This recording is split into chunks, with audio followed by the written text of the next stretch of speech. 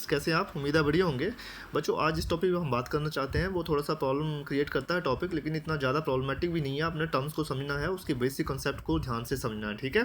तो हम लोग क्या करते हैं, आमतौर पर हमने क्या है, पीरियोडिक टेबल देखा हो। पीरियोडिक टेबल में जैसे ये एलिमेंट्स हैं, तो एलिमेंट्स में एक टर्म जो है वो अगर हम इसको देखें, हम लोग कोई एलिमेंट ले लें, जैसे हमने हीलियम लिया मान लो, तो हीलियम के नीचे ये 4.002 लिखा हो, या हीलियम का this is the mass of helium 1 atom, ठीक है। तो कितना है ये 4, और यहाँ पर ये जो 2 है ऊपर, this is the atomic number, ऐसे लिखते हैं आप हीलियम को, ठीक है, He। और 4 क्या है, this is the atomic mass, and 2 is the atomic number.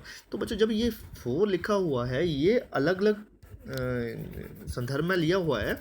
यहाँ अगर आप देखें तो ये जो 4 है, यहाँ पर आपको इसके कोई यूनिट दिख रहे हैं? यहाँ तो आपको पता है ये नंबर एक ही है 2, लेकिन this is the atomic number, this are the number of protons in an atom. एक एटम के अंदर कितने नंबर ऑफ प्रोटॉन होते हैं उसको बताता है, लेकिन ये जो एटॉमिक मास है ये क्या बताता है, प्रोटॉन्स प्लस न्यूट्रॉन्स, ठीक है। This is the atomic mass, ठीक है। लेकिन एटॉमिक मास को जब आप लोग रिप्रेजेंट करते हैं तो ये किस तरह का रिप्रेजेंटेशन होता है, ये एक तो हम लोग इसको रिलेटिव एटॉमिक मास भी बोलते हैं। वैसे किसी एलिमेंट का हमने एटॉमिक मास को हम लोग सिर्फ एटॉमिक मास नहीं बोल सकते हैं। जैसे मान लो हमारे पास ये नाइट्रोजन था, अभी नाइट्रोजन लिए थे, तो नाइट्रोजन का जो अगर हम एटॉमिक मास की बात करें तो 14, और कौन सा ये रिलेटिव एटॉमिक मास, क्योंकि यूनिट नहीं है। दूसरा अगर हम लोग इसको रिप्रेजेंट करें तो एटॉमिक मास यूनिट में करेंगे तो हम इसको बोल सकते हैं 14 AMU, इसी को 14 AMU बोलेंगे, ठीक है। और अगर हम लोगों ने इसको ग्राम एटॉमिक मास में लिखना है नाइट्रोजन को, तो हम क्या बोलेंगे, 14 ग्राम। देखो ये क्वांटिटी एक ही है, 14 है, लेकिन 14 को अगर यहाँ यूनिट लेस है तो 14 सिर्फ 14 आएगा।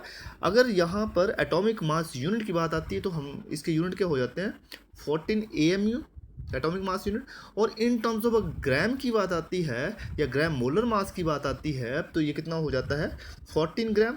हम लोगों ने यही बेसिक डिफरेंस इसमें समझना है कि ये जो एक ही नंबर है इसको अलग अलग कैसे रिप्रेजेंट किया है और इसका मतलब क्या है, ठीक है। तो चलिए हम लोग सबसे पहले चलते हैं रिलेटिव एटॉमिक मास के ऊपर कि रिलेटिव एटॉमिक मास क्या होता है, ठीक है, इस चीज़ को समझना है। तो बच्चों रिलेटिव एटॉमिक मास की बात ये है कि हम लोग जो ये एटॉमिक मास है, जैसे मैंने बताया नाइट्रोजन का ये 14 है, या फिर कार्बन का आप C12 लेते हैं बेसिक मास, ये क्या करते हैं, हम किसी दूसरे के रिलेशन में, मतलब किसको बेसिक मान के चलते हैं हम लोग, किसके कंपेरिजन में करते हैं। तो मैंने आपको बताया था कि C12 एटम है कोई, और उसका जो 12th पार्ट है, जैसे मान लो आपके पास ये C12 एटम है, ठीक है, C12 एटम, और इसके अगर रिलेशन में लेके चलें तो ये जो C12 एटम का कितना होता है, एक यूनिट का कितना होता है, इसका नंबर कितना होता है, मास कितना होता है ग्राम में, 1/12 का 1.66 इंटू 10⁻⁻24 ग्राम, ठीक है। अब इसके संदर्भ में हम लोग काउंट करके चलें, और अगर मान लो आपने हाइड्रोजन का मास लिया है तो कितना लिया है, 1.672 इंटू 10⁻⁻24, ठीक है, ऑलमोस्ट सेम होता है। तो जब ग्राम से, जब ये भी ग्राम होता है और ये भी ग्राम है, ग्राम से ग्राम कैंसिल आउट हो गए, और ये हमने हाइड्रोजन के साथ, हाइड्रोजन के एक एटम को हमने किसके साथ कंपेयर किया, किसके रिलेटिव किया, हमने किसके रिलेटिव किया, एक यूनिट के जो यूनिट है जो कार्बन का, इन टर्म्स ऑफ ग्राम किया। तो यहाँ से जब ग्राम से ग्राम कैंसिल आउट हो गया तो इसकी यूनिट क्या हुई, यूनिट लेस। ये वही बात आ गई कि मान लो आपका वेट जो है, मान लो 50 kg है, ठीक है, एक बंदे का जो वेट है दैट इज़ 50 kg, और आप लोग क्या करते हैं, किसी ऐसा बंदे का वेट जिसका कि 100 kg है उसके साथ कंपेयर करते हैं आप लोग, तो उसके रिलेटिव आपका वेट क्या हो जाता है, 2 टाइम्स, ठीक है। तो यहाँ भी किलोग्राम होगा, यहाँ भी किलोग्राम होगा, तो वो क्वांटिटी क्या आएगी, that will be unit less. तो क्योंकि उसके रिलेटिव आपने ये मास लिया है तो ये that will be unit less. इसीलिए हम क्या करते हैं, हम आमतौर पर क्या करते हैं, ये जो टर्म्स आती है आपके पास, ये जो ली हुई टर्म, ये क्या है, जैसे हीलियम की है तो ये क्या है, कांस्टेंट वैल्यू में लिखते हैं अभी। तो ये जो जब कांस्टेंट लिखा है तो इसको क्या बोलते हैं हम लोग, रिलेटिव एटॉमिक मास। उम्मीद है आप लोगों को समझ आया होगा। तो हम लोग अगर यहाँ बोले कि what is the relative atomic mass of hydrogen, तो कितना बोलेंगे, हाइड्रोजन का कितना होगा, 1। Relative atomic mass of hydrogen कितना होगा, 1। 1.00 दिया हुआ ये मास। जब हम एटॉमिक मास की बात करते हैं तो उसमें कुछ आइसोटॉप्स भी आ जाते हैं, ठीक है। तो इसे पॉइंट में आता है, इसको हम बाद में टॉपिक में करेंगे कि ये जो है फ्रैक्शनल वैल्यू क्यों आती है इसकी, ठीक है। ये आइसोटॉप्स में के कारण होता है ये। दूसरा, अगर आपके पास हीलियम है तो हीलियम का ये 4 दिया हुआ है, इसका मतलब हीलियम का रिलेटिव एटॉमिक मास कितना हुआ, 4। लिथियम का रिलेटिव एटॉमिक मास कितना हुआ, 7। उसका कार्बन का 12, नाइट्रोजन का 14 और ऑक्सीजन का कितना हुआ, 15, ठीक है। रिलेटिव एटॉमिक मास मतलब उसमें ना AMU है ना ही ग्राम है। हमने डिफरेंस किया, यही तो करना है, हमने डिफरेंस की ये रिलेटिव एटॉमिक मास क्या होता है। रिलेटिव एटॉमिक मास हमेशा क्या होता है, ये यूनिट लेस होता है, इसके कोई यूनिट नहीं होते हैं, ठीक है। उम्मीद है आपको समझ आया होगा ये। तो आगे चलते हैं हम लोग एटॉमिक मास यूनिट के बारे में, ठीक है। हम क्या करेंगे अब दूसरा, what is atomic mass unit. हमने पहले भी किया हुआ है कि हम लोग अगर बात करें यूनिट की तो यूनिट क्या होता है, एटॉमिक मास यूनिट को हम लोग यूनिफाइड मास भी बोलते हैं। AMU को क्या बोलते हैं, AMU को क्या बोलते हैं हम लोग, यू भी बोलते हैं यूनिफाइड मास। जैसे हम लोग बोल रहे हैं कि अगर कार्बन का एटॉमिक मास यूनिट कितना होता है तो हम बोलते हैं 12 AMU, और कार्बन का अगर यूनिफाइड मास कितना हुआ तो 12U। 12 डाल्टन भी बोलते हैं, मैंने बताया था आपको, ठीक है ना। डाल्टन भी उसके यूनिट होते हैं। है क्या ये AMU क्या है, एटॉमिक मास यूनिट क्या होता है। अगर हम इसकी डेफिनेशन पे जाएं तो एटॉमिक मास यूनिट क्या होता है, एन एटॉमिक मास, और रिप्रेजेंट कैसे करते हैं इसको in terms of AMU is defined as 1/12 the mass of 1 carbon atom. C12 carbon atom जो होता है, एक कार्बन एटम का जो मास है उसको क्या बोलते हैं हम लोग, एटॉमिक मास यूनिट। ये मैंने अपने पिछले टॉपिक में आपको करवाया भी है, ठीक है। तो उसका अगर C12 एटम है, अगर इसको ऐसे मान के चलें कि ये मान लो आपके पास C12 कार्बन एटम है, एक एटम, एक कार्बन एटम की बात कर रहा हूँ मैं, C12, उसका जो है अगर हम इसको डिवाइड कर दें 12th पार्ट में, 12 हिस्सों में डिवाइड किया हुआ ये, ठीक है। इसको गिने आप लोग तो ये कितना है, 12th पार्ट में डिवाइडेड है, ठीक है। तो ये जो 12वां हिस्सा आएगा ना इसका, ये इसको क्या बोलते हैं, 1 AMU एटॉमिक मास यूनिट। और इसी को हमने एक AMU को लेके हमने बाकी एलिमेंट्स का क्या निकालते हैं, हम लोग मास निकालते हैं। कि मान लो आपके पास ये जो मास आया है ये किसके इक्वल होता है, हाइड्रोजन के एक एटम के बराबर। ये जो एक यूनिट है इसका अगर बात करें हम लोग, एक यूनिट है वो किसके बराबर था, हाइड्रोजन का एक एटम। ये देख रहे हैं आप लोग कि ये अगर एक पार्ट इसका लिया तो ये किसके बराबर था, ये हाइड्रोजन का एटम, ठीक है। लगभग सेम होता है। 1.66 जो है इसका वेट होता है एक यूनिट का, इंटू 10⁻⁻24 ग्राम इसका वेट होता है एक यूनिट का AMU का। और हाइड्रोजन का कितना होता है, 1.67 इंटू 10⁻⁻24 ग्राम, तो सेम ही होता है। अब क्या हुआ कि मतलब ये इसका लगभग दीज आर इक्वल। अब बात करते हैं नेक्स्ट, मान लो आपके पास क्या है, हीलियम। अब आपने एक इसके कितने लिए, ये मान लो ये कौन सा एटम है, अब हीलियम है, ठीक है ना। एक तराजू में आपने हीलियम डाल दिया और दूसरे में क्या हुआ कि हीलियम का आपको पता है अगर इन terms of relative atomic mass कितना होता है, 4। लेकिन आपने जब इसके 4 AMU 1 2 3 और 4 ये देख रहे हैं आप लोग, 4 AMU लिए आपने, तो वो लगभग किसका एटम के बराबर था, हीलियम का। तो आप ऐसा बोल सकते हैं कि हीलियम का जो मास है, हीलियम के एक एटम का मास, मतलब अगर आप इसको इस तरह लिख सकते हैं कि एक हीलियम का अगर 4 टाइम्स कर दिया जाए किसके साथ, एक AMU मतलब 1.66 इंटू 10⁻⁻24 ग्राम। इसको जो मल्टीप्लाई करें और ये जब मल्टीप्लाई करके जो आएगा वो क्या होगा, हीलियम के एक एटम का मास होगा वो। तो AMU किसकी बात करता है, एक एटम की बात करता है, समझ गए। उसी तरह अगर आप बात करें, या हीलियम नहीं लिया मैंने, यहाँ पर क्या ले लिया, ये मान लो आपके पास क्या आ गया, कार्बन आ गया, ठीक है, या फिर नाइट्रोजन आ गया। अगर ये मान लो ये नाइट्रोजन आ गया तो आपके पास यहाँ पर ये पूरा ही 12 तो ये हो गए पूरे, एक एटम तो पूरा किसका हो गया, कार्बन का हो गया, और इस तरह के 2 और यूनिट जोड़ दो, ठीक है। तो वो कितने हो गए, 14। तो 14 AMU जोड़ के क्या आता है, किसका आता है, नाइट्रोजन के एक एटम का वेट। तो अगर आप पीरियोडिक टेबल देखते हैं तो पीरियोडिक टेबल में आप देखेंगे कि ये जितने भी है, जैसे हाइड्रोजन है, हीलियम है, ठीक है, ये जो बताया होता है ये एक एटम का वेट, अगर इन टर्म्स ऑफ AMU मान लो हमारे पास लिथियम बताया हुआ ये 6.9 मतलब 7 है, तो ये 7 AMU वो क्या होगा, लिथियम के एक एटम का वेट कितना होगा, 7 AMU। मतलब आपने, अगर मैं बोलूँ कि अगर आप तराजू में डालो एक तरफ 7, 1 2 3 4 5 6 7, ये जो 7 यूनिट डाल ले आपने, ठीक है, ये 7 यूनिट डाल ले, और दूसरी साइड क्या होगा, वो किसके बराबर होगा, आपके पास लिथियम के एक एटम का वेट होगा। मतलब ये जो रिप्रेजेंट करता है वो एक एटम को रिप्रेजेंट करता है AMU, ठीक है।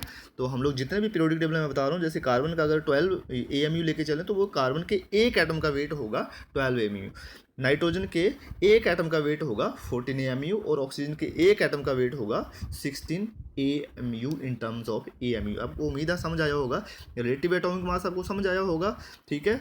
दूसरा एटॉमिक मास यूनिट आपको समझ आया होगा, ठीक है। अब तीसरी बात करते हैं हम लोग ग्राम एटॉमिक मास की। ये जो कन्फ्यूजन यहाँ से होती है कि ये ग्राम एटॉमिक मास क्या है, कि हमने एक ही एटम है, हम लोग कार्बन का एक एटम है, उसको रिलेटिव एटॉमिक मास हम 12 लेके चल रहे हैं, और उसका इन टर्म्स ऑफ AMU 12 AMU लेके चल रहे हैं, ठीक है। लेकिन साथ में हम लोग इसको 12 ग्राम भी लिखते हैं, तो एक तरफ है AMU लिख रहे हैं हम लोग। ग्राम एटॉमिक मास क्या होता है, इसको हम लोग क्या बोलते हैं, मोलर मास भी बोलते हैं ग्राम एटॉमिक मास को। ग्राम एटॉमिक मास और मोलर मास क्या होता है, नाम से पता लग रहा है कि मोलर मास की बात करें तो इसका मतलब वहाँ कहीं ना कहीं मोल चीज़ होगी, और आपको पता है कि एक मोल किसके बराबर होता है, 1 mole is equal to 6.02 into 10⁻23 particles, minus नहीं होगा ये, 6.02 इंटू 10⁻23, 24 लिख रहा हूँ मैं, 23 सब्सटेंसेस हो सकते हैं। एक मोल में कितने होते हैं, 602 हेक्सिलियन या फिर 6.02 इंटू 10⁻23 आर्टिकल्स हो सकते हैं, कुछ भी, वो एटम भी हो सकते हैं, मॉलिक्यूल्स भी हो सकते हैं, लेकिन यहाँ ग्राम एटॉमिक मास की बात हो रही है तो वो क्या होंगे, हमारे पास एटम्स होंगे, ठीक है। तो बोलता है ग्राम एटॉमिक मास की अगर डेफिनेशन पर जाएं तो क्या बोलता है कि gram atomic mass is the mass of 6.02 into 10⁻23 atoms of an element. मतलब एक एटम है, ठीक है, कोई ग्राम एटॉमिक मास, जैसे कि हम बात कर रहे हैं नाइट्रोजन के, मान लो 14 ग्राम की बात कर रहे हैं। अब 14 ग्राम में जो नंबर ऑफ एटम्स होते हैं वो कितने होते हैं, 6.02 इंटू 10⁻23 एटम्स, समझ गए। कार्बन के अगर 12 ग्राम की बात कर रहे हैं तो कार्बन के 12 ग्राम में कितने नंबर ऑफ एटम्स होंगे, 6.02 इंटू 10⁻23 एटम्स, समझ गए। कोई भी आप लोग एलिमेंट ले लो, जब हम उसको ग्राम में रिप्रेजेंट करते हैं, जैसे नाइट्रोजन में 14 है तो उसमें 14 ग्राम, जो 14 ग्राम में कितने होते हैं, 1 मोल एटम्स हो सकते हैं, तो हम लोग बोल सकते हैं 14 ग्राम पर मोल। नाइट्रोजन के जो 14 ग्राम में कितने होते हैं, 1 मोल एटम्स उसमें होते हैं। अब ये आपको यहाँ से मेन समझने वाली बात है कि हमें ये नंबर कैसे आया, नंबर को हम लोग कैसे निकाल सकते हैं कि ये, हाँ यार ये इतने छोटे पार्टिकल्स होते हैं, इसमें ये नंबर कहाँ से आ गया, ठीक है। तो नंबर के लिए हम लोग थोड़ा सा आगे चलते हैं। मान लो आपके पास ये जैसे ये कार्बन है, तो कार्बन का जो है 12.0 ग्राम है, ठीक है, या फिर 12 ग्राम होते हैं, उसमें कितने होते हैं, 6.02 कार्बन एटम्स, ठीक है। उसी तरह आपके पास जो सल्फ़र है, सल्फ़र के देखो वेट बड़ा है, 32.07 ग्राम है, उसमें कितने नंबर ऑफ एटम्स होंगे, दैट विल बी 1 मोल, और 6.02 इंटू 10⁻23। उसके बाद हमारे पास सल्फ़र है, जिंक आ गया, जिंक का वेट थोड़ा और बढ़ गया, 65.38 या 65.4 ग्राम में कितने नंबर ऑफ मोल्स होते हैं, कितने नंबर ऑफ एटम्स होते हैं, तो 1 मोल एटम्स होते हैं, ठीक है। तो आप लोग देख रहे हैं कि इन terms of gram atomic mass में क्या होता है, नंबर ऑफ एटम्स उतने होते हैं। आप यहाँ से ये चीज़ देखो, मान लो आपके पास ये ढेर दिया हुआ, ठीक है, आपको पता नहीं कितने हैं, इसको आप लोगों को बोला जाए कि इनको गिनो, तो इनको गिनते गिनते तो शाम हो जाएगी, ठीक है ना, आप लोगों को बहुत टाइम लगेगा। तो गिनने से बेटर क्या है कि अगर हमें ये पता है कि मान लो these are equal to 10 kg, और अगर आपको इसके एक जो ये जो पार्ट है, इसका पार्टिकल है, एक पार्टिकल का आपका 100 का इसका वेट पता हो आपको, मान लो 1 ग्राम है, तो आप निकाल नहीं सकते कितना नंबर आया। इसको आपको सिंपली आपको किलोग्राम को किस में बदलना होगा, ग्राम्स में। तो ग्राम में 10,000 ग्राम आ गया ये, और यहाँ से ग्राम से ग्राम कैंसिल आउट हो गया, तो ये क्वांटिटी नंबर आ गया आपके पास, दैट विल बी 10,000। यानी कितना होगा नंबर, 10,000। उसी तरह देखो इसका थोड़ा सा, मान लो ये साइज़ आगे बढ़ गया, ठीक है, साइज़ थोड़ा सा बड़ा है, और अगर इसको हम लोग वेट करें इसका, तो ये आ गया आपके पास, मान लो ये आपके पास 20 kg आ गए, ठीक है, 20 kg या 20,000 ग्राम इसको बोलेंगे आप, ठीक है। और एक का वेट कितना, 2 kg, सॉरी 2 ग्राम, तो ग्राम से ग्राम कैंसिल आउट हो गए। इसको भी आपने जब इसको कैंसिल आउट किए तो इसकी जो भी उसकी नंबर कितना आया, 10,000, ठीक है। तीसरा ये आपने जो थर्ड लिया, तो इसको मान लो ये क्या है, एक 3 ग्राम के बराबर है, ठीक है, और ये 30,000 ग्राम इसका वेट है, तो ग्राम से ग्राम कैंसिल आउट हो गया 3, तो इसका नंबर भी कितना है, 10,000। तो है क्या, एक का साइज बड़ा है, इसका मतलब यहाँ पर हर एक जो बीच में एटम है इसका साइज बढ़ता है, साइज पर डिपेंड करता है, लेकिन नंबर क्या होता है वो सेम ही होता है। तो ये चीज़ हमें क्या बताती है, जो हमारा मोल कंसेप्ट है वो ये चीज़ बताता है कि मोल कंसेप्ट में अगर आपने नंबर निकालना है तो आप नंबर कैसे निकालते हैं इसको, the gram atomic mass of carbon is 12 ग्राम, ठीक है, 12 ग्राम मान के चलो आप अगर है, और अगर आप उसको एक एटम इसको किससे डिवाइड कर देते हैं, 1.99, एक एटम का जो कार्बन के एक एटम का है उससे डिवाइड कर देते हैं, तो -23 ग्राम, तो आपके पास जो नंबर आता है that bill comes out to be 1 mole. ये जो आया है 6.02 × 10⁻23 नंबर आता है, ठीक है। तो यहाँ से ये जो नंबर होता है इसको एवोगैड्रो नंबर बोलते हैं, ठीक है। ये जो नंबर है, similarly gram atomic mass of aluminium भी निकालना है आपने, तो इस तरह से निकाल सकते हैं। एल्यूमिनियम का जो है वो 27 ग्राम होता है इन terms of gram atomic mass, और अगर आप लोग इसको डिवाइड कर देते हैं उसके एक एटम से, एक एटम कितना होता है 4.48 × 10⁻23 ग्राम, इससे अगर आप डिवाइड कर देते हैं तो आपके पास कितना आता है, ये नंबर क्या आता है, 1 मोल, मतलब 6.02 × 10⁻23 एटम्स, यही नंबर आएगा, ठीक है। तो यहाँ से ये चीज़ है कि अगर आप लोग इन टर्म्स ऑफ इसको चीज़ को फिर से आपने यहाँ से ध्यान से देख सकते हैं, तीनों में आप बताता हूँ मैं आपको उम्मीद है समझ आ गया होगा ग्राम एटॉमिक मास क्या होता है। कि अगर आपने हाइड्रोजन का रिलेटिव एटॉमिक मास बोलना है तो वो कितना होता है 1, हीलियम का कितना होता है 4, लिथियम का कितना होता है 6, लेकिन अगर आपने इन टर्म्स ऑफ AMU बोलना है तो वो एक एटम का, हाइड्रोजन के एक एटम का भार कितना होता है 1 AMU, हीलियम के एक एटम का भार कितना होता है, वेट कितना होता है 4 AMU, लिथियम का कितना होता है 7 AMU, उसी तरह कार्बन का 12, नाइट्रोजन का 14 और ऑक्सीजन का 15। लेकिन जब हम बोलेंगे कि हाइड्रोजन के 1 ग्राम या फिर हाइड्रोजन के 1 मोल एटम्स का भार कितना होता है, तो हम बोलेंगे कि 1 ग्राम। हाइड्रोजन के 6.02 × 10⁻23 एटम्स का भार कितना होगा, इतने एटम का भार कितना होगा 1 ग्राम। हीलियम के 6.02 × 10⁻23 एटम्स का भार कितना होगा 4 ग्राम। हाइड्रोजन के लिथियम के 6.02 × 10⁻23 एटम्स का भार कितना होगा 7 ग्राम। उसी तरह 1 मोल एटम्स का भार कितना होगा कार्बन का 12 ग्राम, नाइट्रोजन का 14 ग्राम और ऑक्सीजन का 15 ग्राम, ठीक है। उम्मीद है आप लोगों को ये चीज़ समझ आई होगी। आगे हम चौथा क्या है, हम लोगों ने रिलेशन निकालना है किस किस के बीच में, ग्राम एटॉमिक मास के बीच में और साथ में इन टर्म्स ऑफ मोल।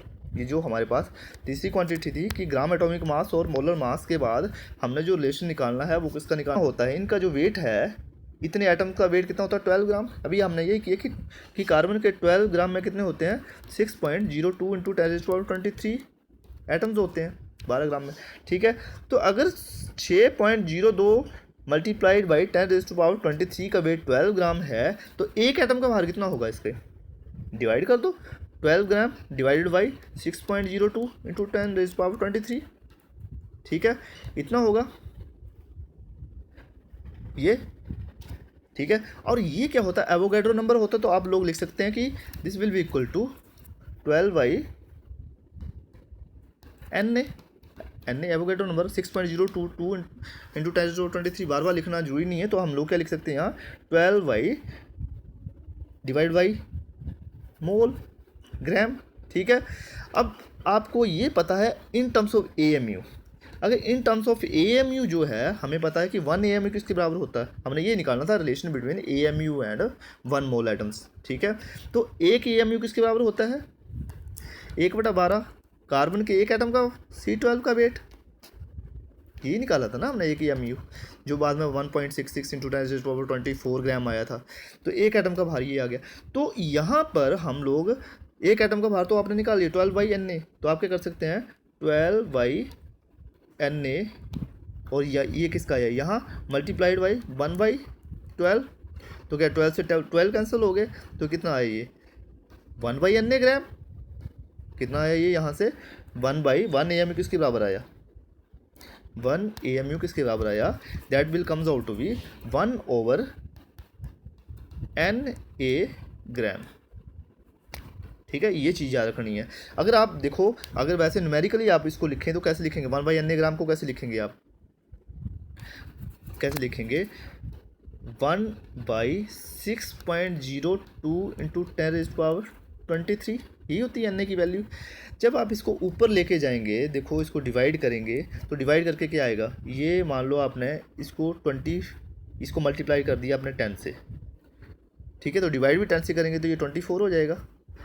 ठीक है, अब ये जब आप 10 को डिवाइड करते हैं 6.02 से, ठीक है, डिवाइड करते हैं तो आपके पास जो क्वांटिटी आती है वो कितनी आती है 1.66। ठीक है, और ये 24 जो है ये ऊपर जाके मल्टीप्लाई बाई 10⁻24, और आपको पता ग्राम तो है ये साथ में, तो आपको पता है कि 1 AMU किसके बराबर होता है 1.66 इंटू 10⁻24। तो ये चीज़ प्रूव हो जाती है इन terms of gram atomic mass, और यही हमने करनी थी कि what is the relation between atomic mass unit and gram molar mass. ठीक है, इन टर्म्स ऑफ मोल्स। समझ गए, तो उम्मीद है आप लोगों को बच्चों ये चीज़ समझ आई होगी। ठीक है, 2-3 बार इस वीडियो को देखना है और इस चीज़ को समझना है, तो आप लोगों को काफ़ी चीज़ें क्लियर होंगी। Thank you and have a nice day.